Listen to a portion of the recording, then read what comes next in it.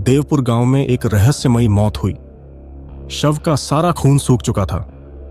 जब दूसरी लाश मिली, गर्दन पर 2 नुकीले निशान थे। क्या यह कोई जानवर था या फिर कोई तपशाच? गांव के बुजुर्गों ने बताया, यह शापित आत्मा है जो हर 100 साल बाद जागती है और 7 लोगों का खून पीकर ही शांत होती है। अब 2 मौतें हो चुकी हैं, 5 और बाकी। क्या विक्रम और राजू इस खून पीने वाले राक्षस को रोक पाएंगे या फिर गांव का हर आदमी अगला शिकार बनेगा? अगर आप डर सह सकते हैं तो यह कहानी आपके लिए है। दोस्तों, कहानी शुरू करने से पहले क्या आप भी डर के शौकीन हैं? अगर हां, तो चैनल को सब्सक्राइब करना ना भूलें। हर वीडियो में मिलेगा आपको एक नई डरावनी कहानी। तो क्या आप तैयार हैं? तो चलिए शुरू करते हैं इस कहानी को। गांव का नाम था देवपुर। यह एक शांत और सुकून भरा गांव था जहां हर कोई एक दूसरे को जानता था। लेकिन एक दिन अचानक से एक अजीबोगरीब घटना ने गांव की शांति भंग कर दी। एक रात रमेश, जो गांव का एक किसान था, अपने खेत से लौट रहा था। अंधेरा घिर चुका था और हवा में एक अजीब सी सनसनी थी। तभी उसने एक आवाज सुनी, चुपके से, धीरे से। रमेश ने पीछे मुड़कर देखा, लेकिन वहां कोई नहीं था। उसने सोचा कि शायद उसका दिमाग हिल रहा है, लेकिन जैसे ही वह आगे बढ़ा, उसे लगा जैसे कोई उसका पीछा कर रहा है।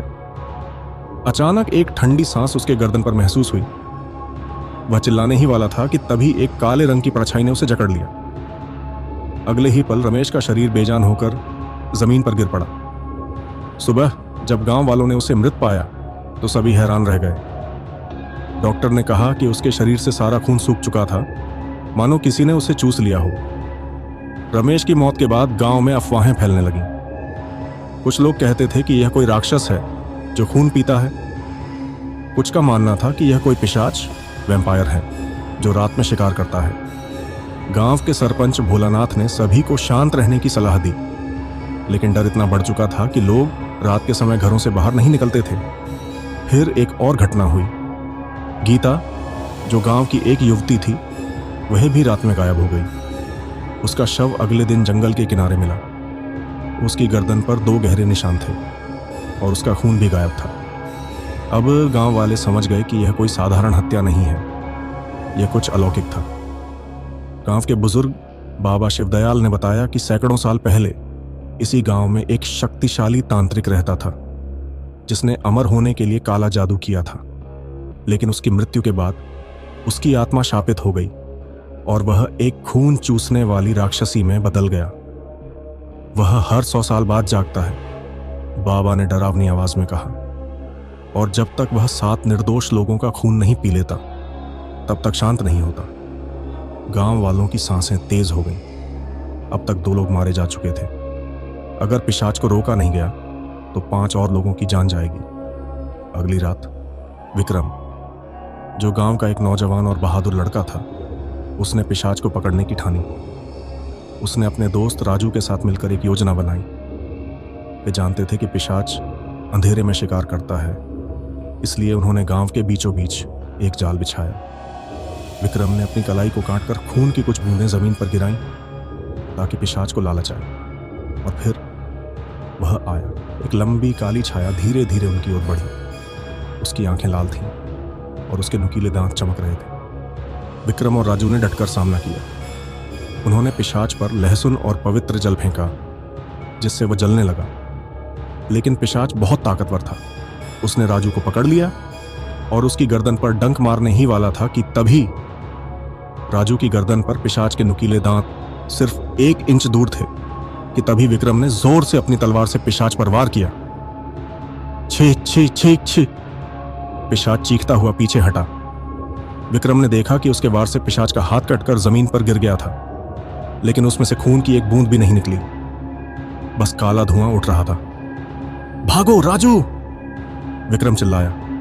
दोनों भागे, लेकिन पिशाच उनके पीछे था। उसकी हंसती हुई आवाज हवा में गूंज रही थी, तुम मुझसे नहीं बच सकते। वे जंगल की ओर भागे, जहां बाबा शिवदयाल ने उन्हें एक पुराने मंदिर में छुपने को कहा था। मंदिर के अंदर एक प्राचीन यंत्र था जो पिशाच को कमजोर कर सकता था, लेकिन समस्या यह थी, यंत्र टूटा हुआ था। राजू ने कांपते हाथों से यंत्र के टुकड़े जोड़ने शुरू किए। विक्रम ने दरवाजे पर खड़े होकर पिशाच को रोकने की कोशिश की। पिशाच मंदिर के बाहर आ चुका था। उसकी आंखें अंधेरे में जल रही थीं। तुम्हारा खून मेरा होगा।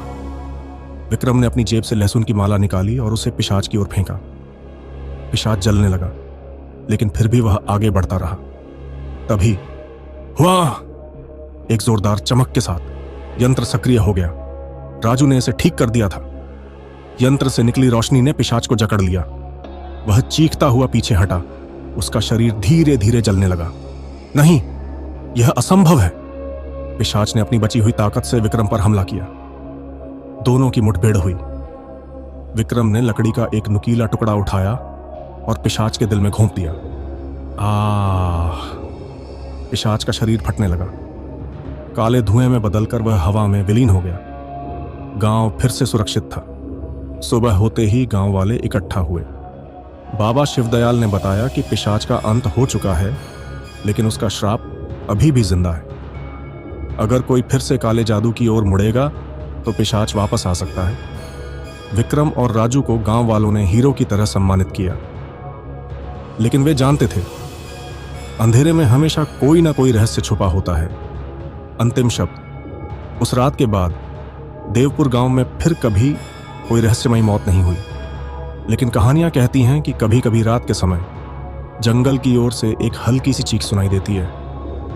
शायद पिशाच अभी भी वहीं कहीं है, इंतजार कर रहा है। तो दोस्तों, अगर आपको यह कहानी पसंद आई तो लाइक और सब्सक्राइब करना ना भूलें।